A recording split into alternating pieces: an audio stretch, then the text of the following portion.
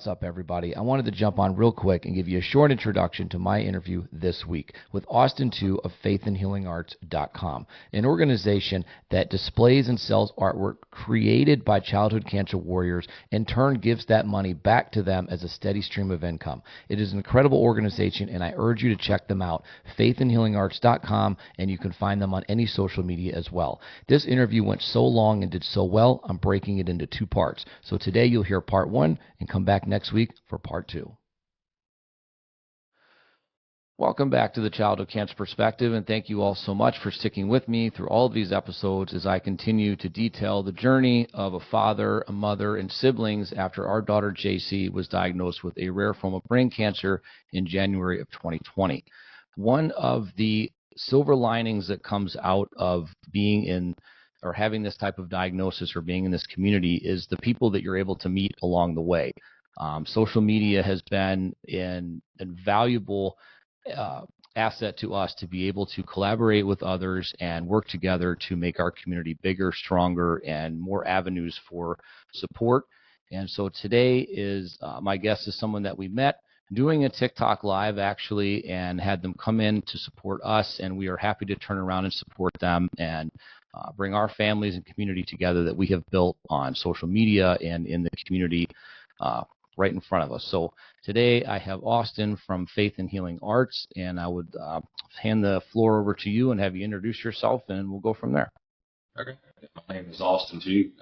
We're founders of Faith and Healing Arts, and so the company is solely based around displaying art from children that are currently diagnosed or in the process or have been affected by childhood cancer.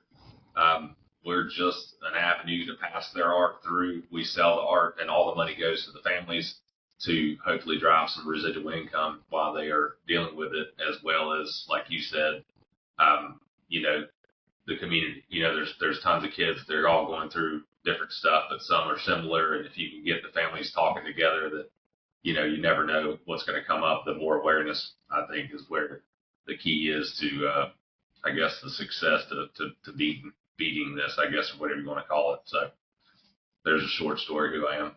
Absolutely. And do you have a personal connection to pediatric cancer, and what is that? Absolutely. So our daughter, Cora, was diagnosed at 2 years old with they say rare, I don't know what that means anymore, but it was rhabdomyosarcoma. It's a soft tissue tumor cancer in her leg. And it never in a million years. We were at dinner, and she was running around, doing the kid thing, and fell. I didn't think anything about it. And so Shelby was like, there's a spot on her leg, and it's bothering me. I was like, it's fine. You know what I mean? Don't worry about it. So she finally went to the doctor, and then, next thing you know, it's 2 hours later, we're talking oncology. I remember she called me and said oncology. I didn't even know what oncology was. No idea. And so that was the beginning of it. And so we found ourselves in Winston-Salem and Cincinnati, Ohio. We were all, different states, and we ran around. And ultimately, she had passed away when she was 5. And so it was on a relapse. It was not on the original diagnosis, but, it was, it's something you don't want anybody to deal with. I mean, it's seeing any child, not just your child, to suffer it sucks. So. And I'm sorry to hear that, and it's an unfortunate club that far too many people are a part of now. It's not just this community, but angel parents, and it's something that we need to make different moving forward. And I think that's kind of part of the hidden mission of what both of us do in our organizations, is just trying to bring awareness, get people to listen and see that that word rare, it really needs to be removed from this community altogether. I mean, whether or not the actual type of cancer or tumor is rare in the sense that it only affects 30 or 40 people is a whole different story. But calling the entire disease rare is just out of line, and it's a mindset that we need to change. Did she have any symptoms at all prior to diagnosis, or is it just kind of out of the blue? No, I would say the most maybe common, maybe the only common factor is that she had was maybe some digestive issues as a baby, but nothing that you would think, like constipation, stuff like that. Their answer to that's like, oh, it's just load her up with Miralax. Like, yeah, okay, that sounds like a great plan. So I think that would be the only actual symptoms she had. Otherwise, I mean, even during when she was sick, I mean, honestly, you would have never known. I mean, she with a shaved head. Other than that, this kid was wide open all the way up until probably 2 months prior. I mean, but otherwise, I would take her in the same day. We'd get to Christine, and she'd take a nap in the car for like 35 minutes on the way home. Get home, and she'd be wide open, ripping. Yeah. So that was really the only thing. So nothing leading up to it. Yeah, and that's I think it's pretty common too, is a lot of these children don't really show signs of it being something super serious, or that you would think that this is where your mind would go to. I know that when our daughter was diagnosed, within the first months leading up to when she actually got a diagnosis, it was constipation. It's exactly the same thing they diagnosed with constipation. The child was on more laxatives than she should have not been able to walk straight, Yep. essentially. And it did nothing. It did absolutely nothing. It made no difference. And, they pushed appointments out and appointments out for gastroenterology to look at her and things like that. And we never made it to those appointments because before that, something bad happened. We had to get, CTs and things like that that proved what was really wrong.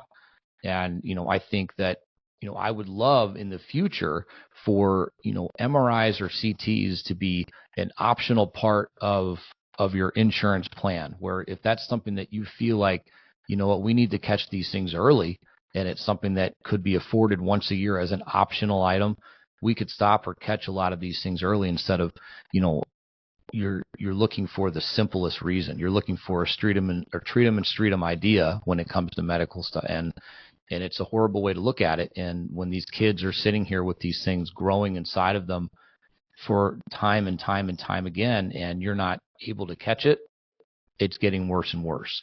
So Yeah.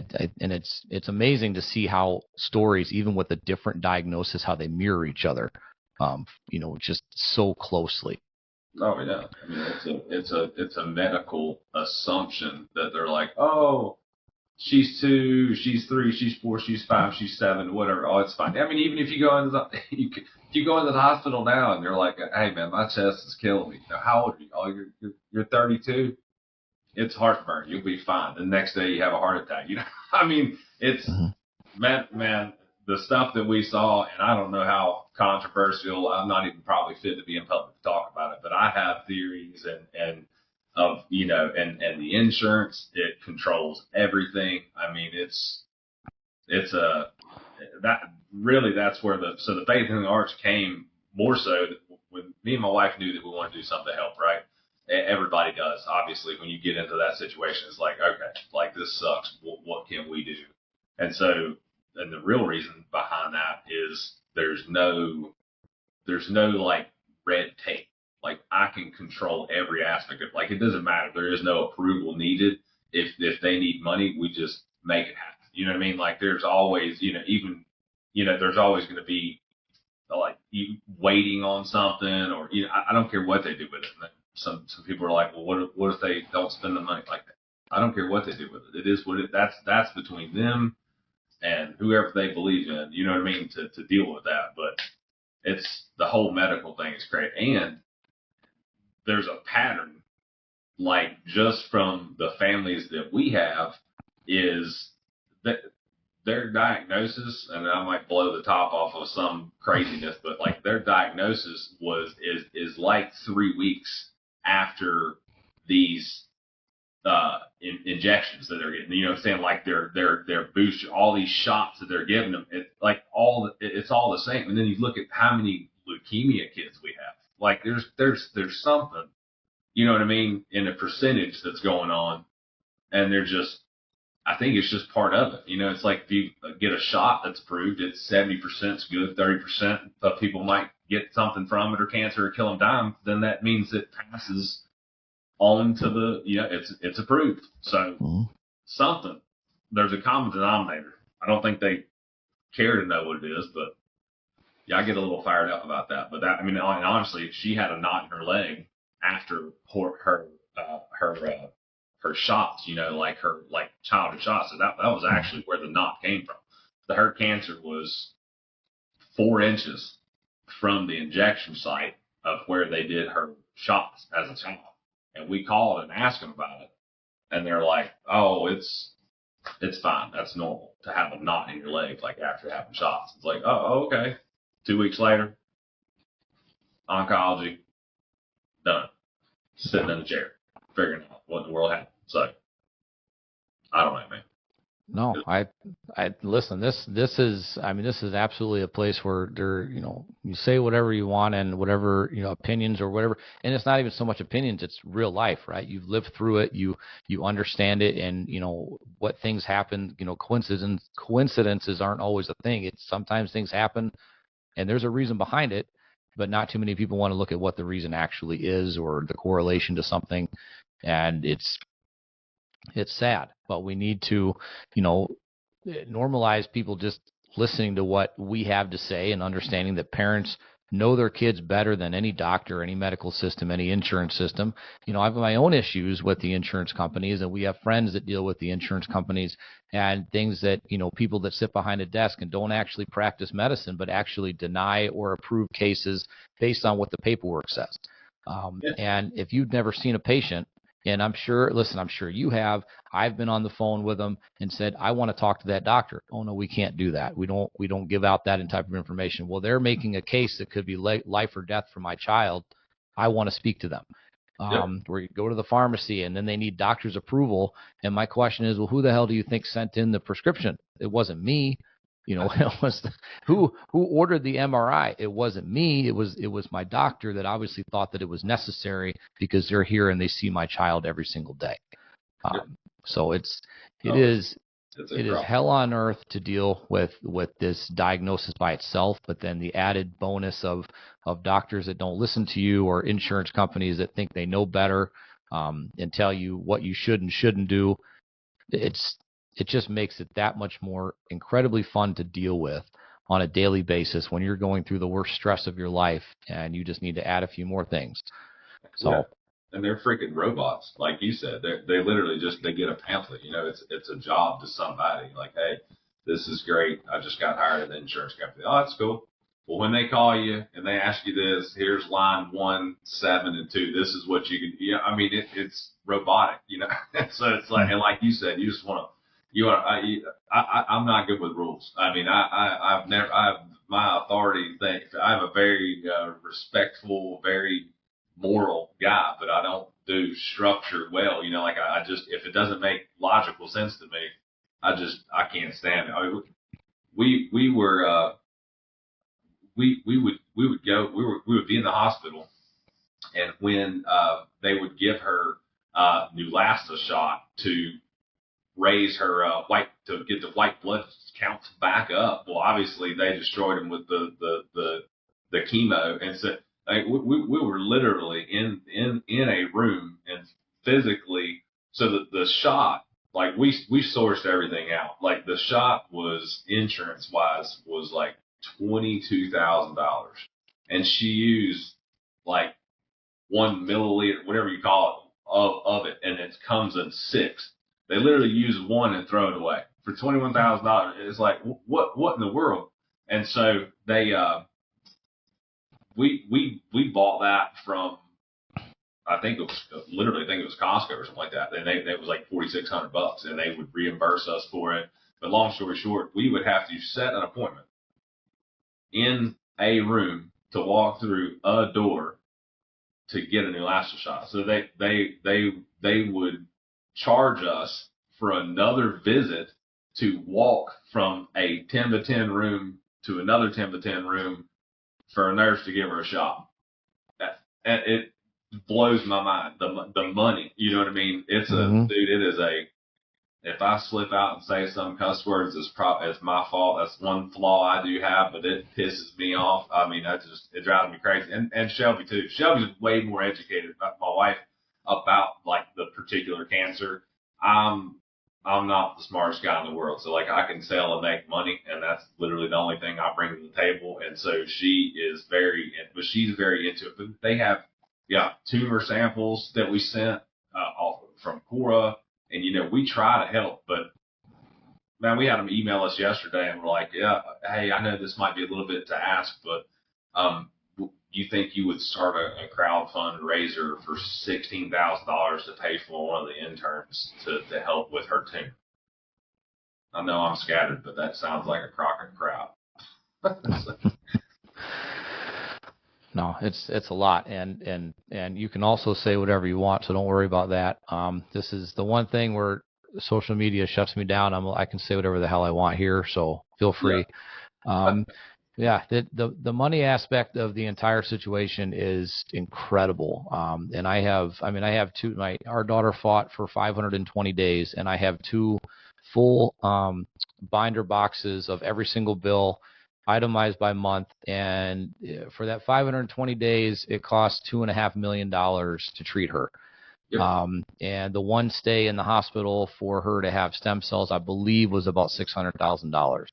And yeah, the drugs, when you're looking at them, and the same thing, when they would have to put her to sleep for MRIs and stuff, they would use propofol, and most of that propofol would be squirted down the drain because she only needed a certain amount, each time to put her to sleep. But what's amazing is that she had to have it so much that you'd think they'd have it figured out exactly how much she needed versus we're going to put the same amount in the syringes every single time, and we're going to throw out the same amount every single time. And yeah, the insurance is paying for it, but they're also, to be honest with you, they're also looking for reasons to not pay for things. And when you're wasting that amount of money, or this is becoming a very expensive patient, and it's that's not our way of looking at it, right? Whatever amount of money it costs, it is what it is to save our child. But for an insurance company, listen, this is becoming expensive. This has become a liability. And that's when you start to see a lot of things get denied, because they're at the point where, listen, we've already shelled out $2.5 million. And I remember getting those things in the mail that said, this is not a bill, and looking at her total. And we would just continue to calculate it out and say, holy shit, Jace, $2.5 million your brain is worth right now. And it's incredible what they've put you through. And, and you sit there and look at it in private rooms, and the nurses and the testing, and the helicopter ride that she had to take was $45,000. And it's unbelievable. And I didn't even get to ride on it, and she wasn't, she wasn't, at that point, based on what was going on, she wasn't mentally there enough to even enjoy the $45,000 helicopter ride. But I remember seeing that come up on the bill and thinking, holy shit. But I mean, it is an expensive disease to treat, but at the same time, it is also a very giant money-making industry for pharmaceutical companies. And this is something that, I don't like, and I don't like to, really give them any acknowledgement at all. We have an event coming up in August, and we're working on funding a company that is saving these drugs that are being put on the shelf because they don't want to spend the money to put them through childhood cancer instances, so they just shelve them so they don't have to worry about paying for them anymore. There are good companies out there, but overall, the industry is built around making money, and unfortunately, once you're better, they're not making it. So, yeah, it's mind blowing. I mean, it really bends you, and I thought that the whole government thing and all this, corruption. But honestly, I mean, hell, they probably own the insurance companies too. I mean, there's probably single-handedly one company that just, does it all. And it's not even that. It's like now people are so robotic. They are on like a maintenance plan. Like, like, hey, what are you doing? Oh, they suggest me do this, this, this. Like, honestly, after that, I don't want to go back ever again. But I mean, it's like there's, like you said, everybody's a number, and it's just what it is. It's calculated. It's a business. I mean, they build on the hospitals all the time. They keep adding people, keep adding staff. I mean, it's the proof's in the pudding, and I don't even think anymore that we get the best, care.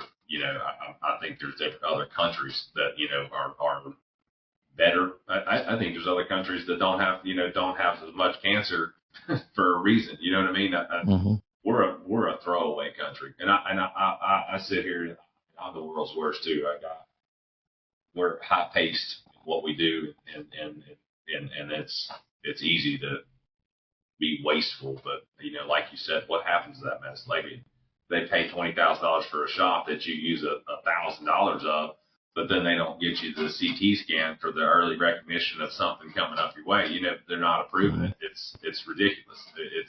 It's absurd. And then it's your kid. You know what I mean?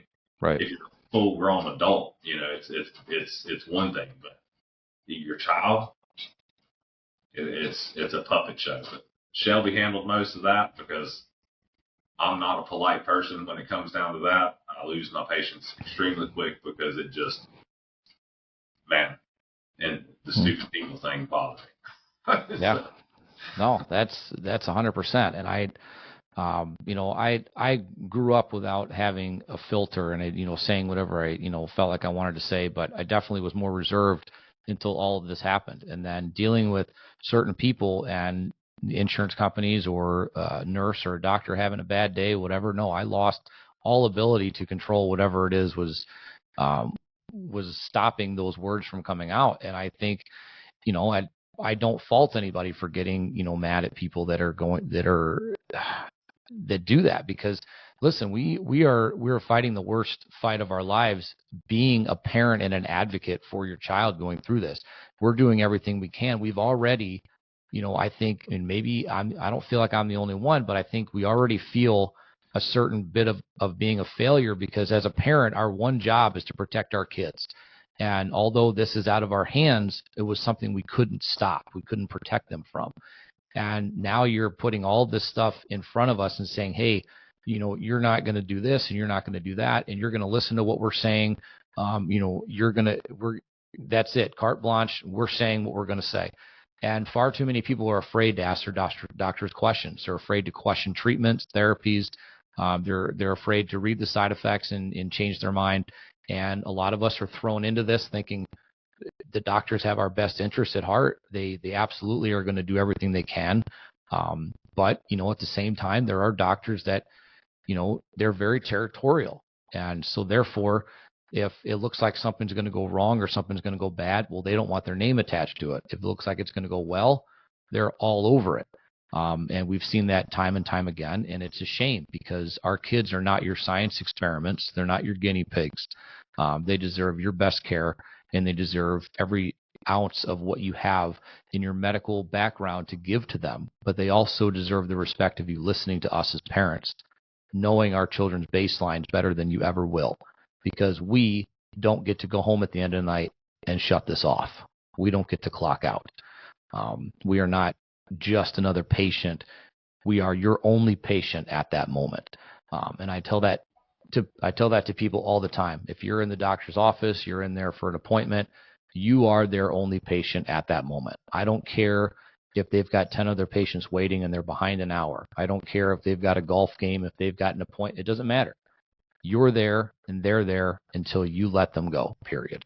And that needs to be 100% understood. Don't be afraid to ask a million questions. Don't be afraid to question their intelligence, if that's what it takes. You know your children's baselines, and if you think something's wrong, it took us months to get our daughter diagnosed. Months, because everybody thought we were crazy. They thought my wife was crazy. She literally felt like they were watching her, putting her in a room, and there was a camera.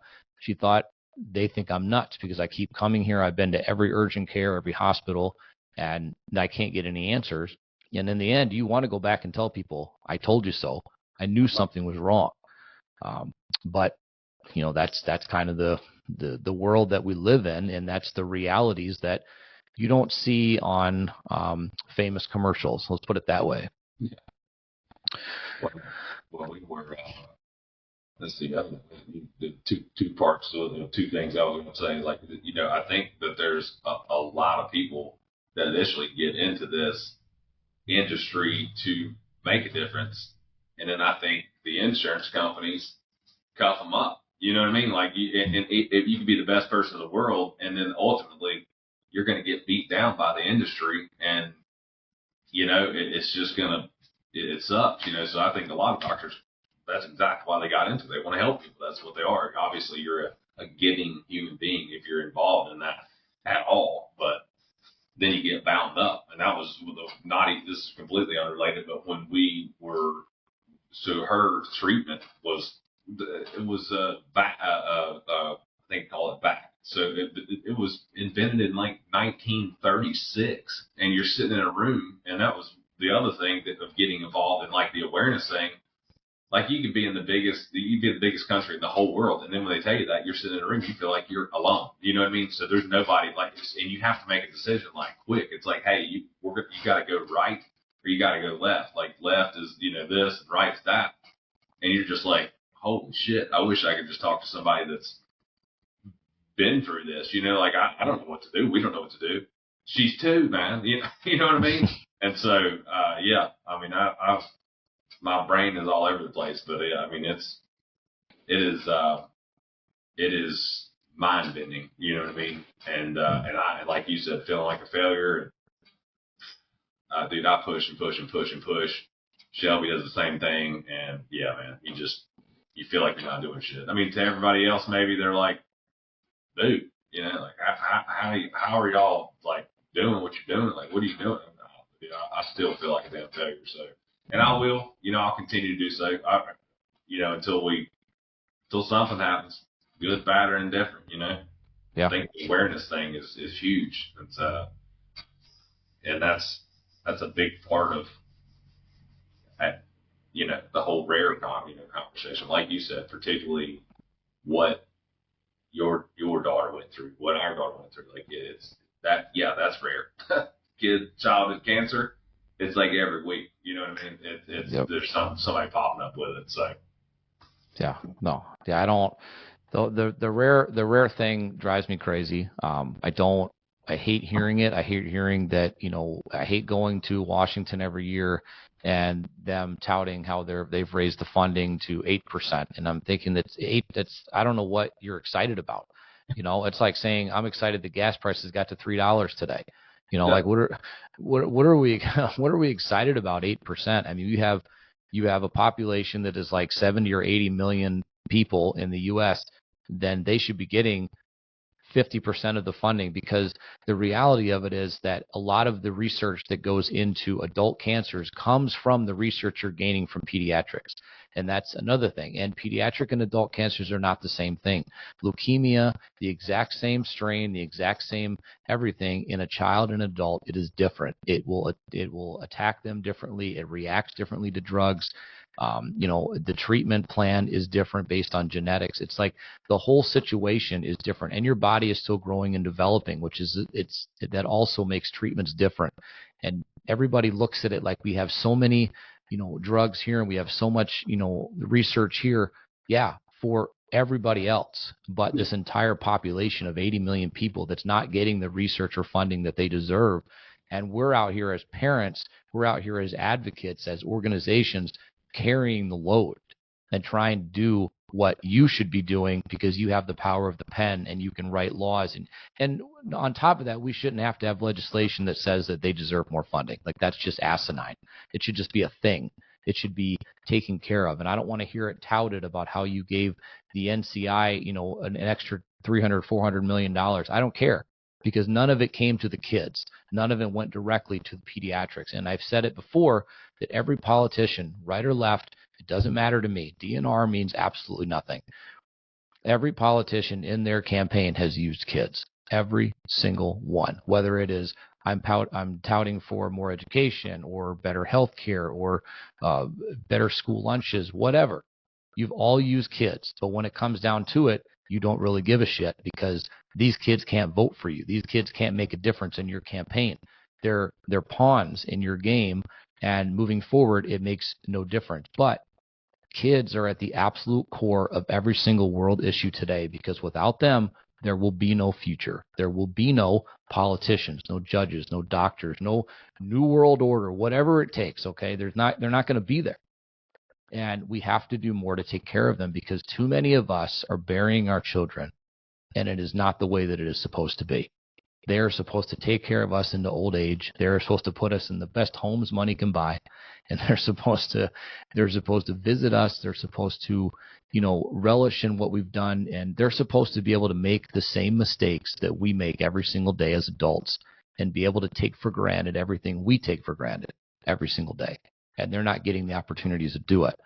But what you're missing out on as a country, as a world, is the genuine hearts that these children have, and the absolute ability to not give a damn about all the stuff that we worry about.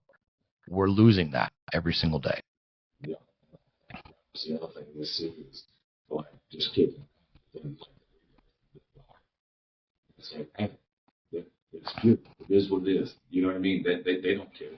They don't care about anything. Like whatever's going through their mind blurts out, and they don't care. They're not worried about the mortgage. They're not worried about the Joe across the street got a new truck. I really want one just like it, or taxes came in for the house. They don't give a shit about any of that. They're just kids. I think it's very easy to lose perspective of the simplicity of their mind, and and we treat our 10-year-old like she's a 40-year-old. You know what I mean? Because when she went through it with her sister, man, and I don't know how, but she is an amazing kid. She's super smart, and she does. But yeah, it's perspective thing, But I don't know how to get around it. I don't know if there is anymore. You know what I mean? The corruption is pretty much what it boils down to, and that's what we have are struggling is our issues. Is we tend to lean towards like helping, I guess the whole funding research thing is difficult for us to understand, because like you can give $1 million, literally you can take $1 million and you can send it. What happens? You know what I mean? Like, is the CEO of the company getting a new Maserati, or is your kid going home and then able to tell these stories when they're an adult? You know what I mean? Like, what is happening? So, and not being able to control what happens or where that money goes really bothers me. So we were denied from St. Jude because of her age, right? And it's like, all right, that's fine. Everybody has limitations, but that sucks. You know what I mean? And they have a bunch of, research, but they won't let, like in that aspect of it, they don't want you doing anything. Like we would do vitamin C infusions, and we would do, stuff to support her. It was night and day as to what like she would feel after that, but you're not allowed to do any of that. You literally have to sign paper, I think, from what I understand, when you go into St. Jude, and they're like, hey, this is what you're doing, because they, go through trials, which are successful ones, but that's, I don't know, man. I don't know how to cut the head off a snake. I feel defeated even talking about it sometimes, because it's so much bigger than we are.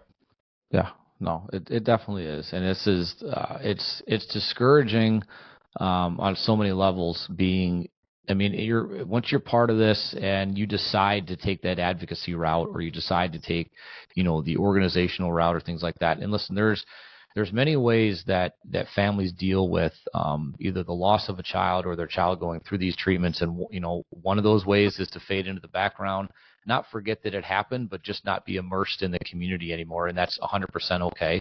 And I support that if that's your path. But then there's others, like us, who kind of jump into it head first and you just kind of make it a path, or make it a mission, a passion to make some kind of change. And it is discouraging on so many levels, because I think we get more denials, and we get more times that we're turned away from support or funding and things like that. And trying to, the answer that we get a lot when we're trying to get funding is, your giving priorities, or our giving priorities, don't line up with your mission. And I'm still trying to figure out what that means, because yes, if I shit, it's like I don't just, honestly, just like, and I'll copy and paste these responses, and I'll take their names out, because I don't want to do, but I'll copy and paste the responses and put them on social media and say, I don't understand it. Okay, if you're, whatever, you're a defense company or you're a construction company, and, obviously supporting kids is not in your general mission of what you do as an organization. But at the same time, we're part of the community that supports you, that gives you business, that pays your bills, that allows you to be here, whatever. We have to support each other. Now, you can't support everybody, and I get that, but the responses that you get and the no's and the denials that we get are so vast in comparison to, yes, we'll help you. Yes, we'll work with you. And it's a shame. It really is. I don't understand. I've never been able to understand that side of it. Basically telling organizations that support children, whatever the case may be, sorry, we can't help. We can't do it right now. Not this year, maybe next year. But the reality of it is, and when you sit here and look at it, childhood cancer doesn't exist if you close your eyes and turn around. And far too many people do that every day. Well, that's easy. That's the easy thing to do is, ignore it. And that's the other thing is too, you have a lot of people that can help, and could help, and would help if it ever landed in their front yard. You know what I mean? Mm-hmm. Like you wake up one day and you figure it out, and you're like, oh, shit. We have therapy Tuesday. We have Thursday an appointment in oncology. We have a CT scan Saturday. Like, oh, we can't do this. No birthday party. Put a mask on. Like you wake up one day with your kid's got cancer, and it's like, oh shit, man. I thought I was doing something before. Not really. What? You know what I mean? And so the sitting back thing for me, it's exposure therapy. I remember the first time we went back when they did the Make-A-Wish. We went to Give Kids the World Village. That freaking place is crazy. It was just amazing. It was amazing.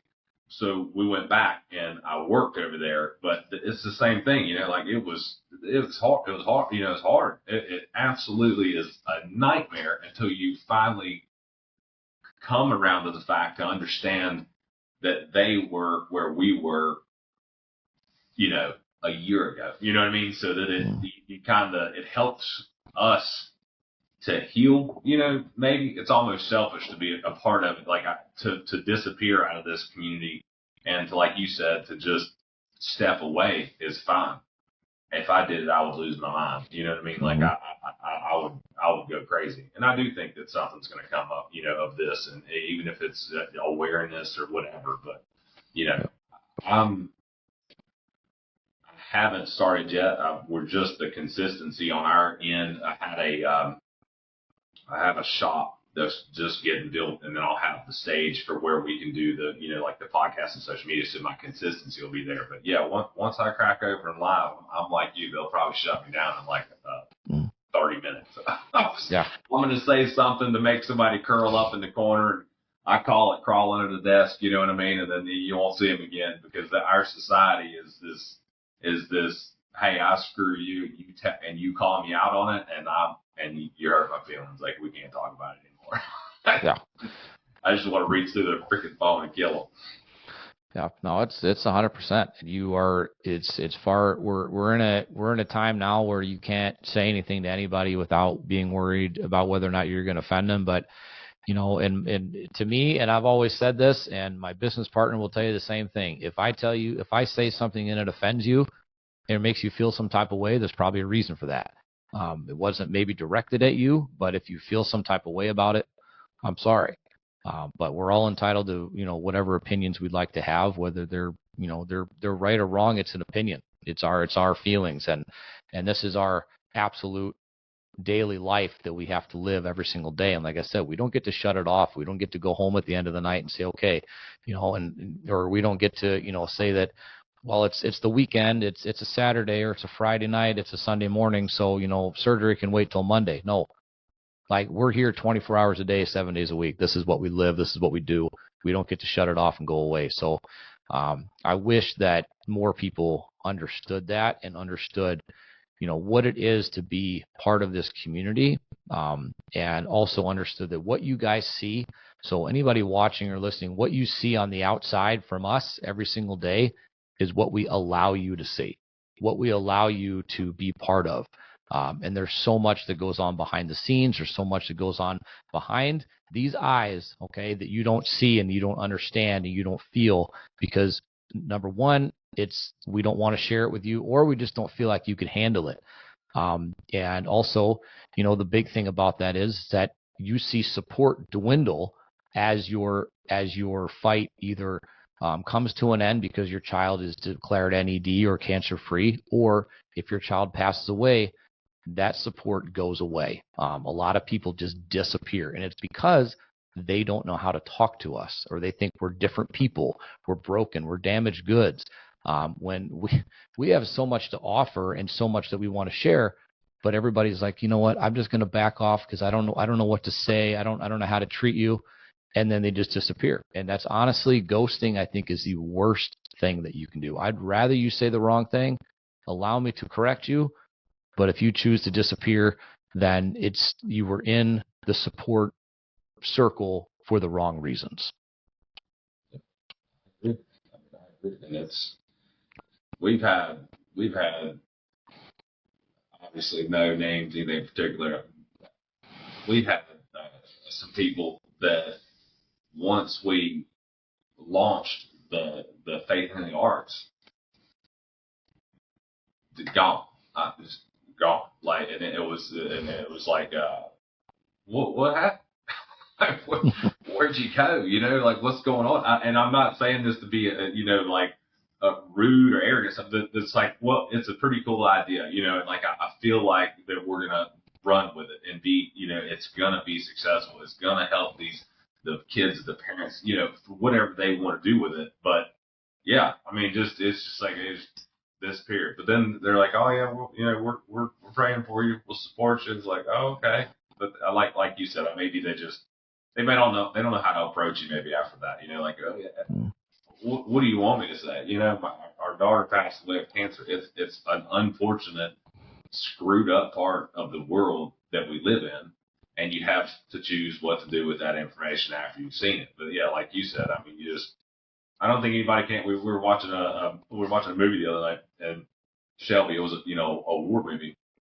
Shelby's like, gosh, how do you do that every day? I was like, the same way we did it. Our normal is way, way, way outside of anybody else's normal. Just like if you were in war, your normal thing is like, you don't think about like, hey, I'm gonna get shot every day. You're just kind of there. You're surviving. You're doing what you have to do. That's what you do. You wake up just like you drink coffee. You go and you go and you go and you go and you fall into that groove. And so it's the same thing when your kid goes through childhood cancer. Like, your normal is not normal. You know what I mean? And people doing normal things. Like, I remember looking out the window at the hospital at the cars driving by, thinking, damn, I've drove by this hospital 600,000 times, and never once have I looked up at that glass thinking, man, I wonder who's looking at me from in that room. But boy, when you're inside that room, I was like, man, what I wouldn't give to be in that car right now, driving down the highway, cutting up and laughing and just doing normal people stuff. So, our cancer family's normals are not normal. It's way outside of it. And I wish that people could understand it without going through it. You know what I mean? That's right. That's the biggest deal. Yeah. No, I always tell people that we don't truly want you to understand what we're going through. We just want you to really kind of listen to us and realize that this is a serious problem. And as much as it's not meant as a fear tactic, it can happen to anybody at any time. And as you're sitting next to your kids, as you're sitting there watching TV, whatever, on the playground, dropping them off at school, understand that we were all doing the same exact thing the day before our children were diagnosed, not thinking that anything that we were going to be essentially a commercial, that we were going to be that family that we saw on TV and thought, God, that's sad. I can't even imagine what they're going through. And now we're those families. We're the ones that are dealing with, the loss of a child and going through anniversaries and birthdays now without them, and watching milestones of our other children. And, I've said before, I think that, I have two older children, an 18-year-old and a 16-year-old coming up here in a month.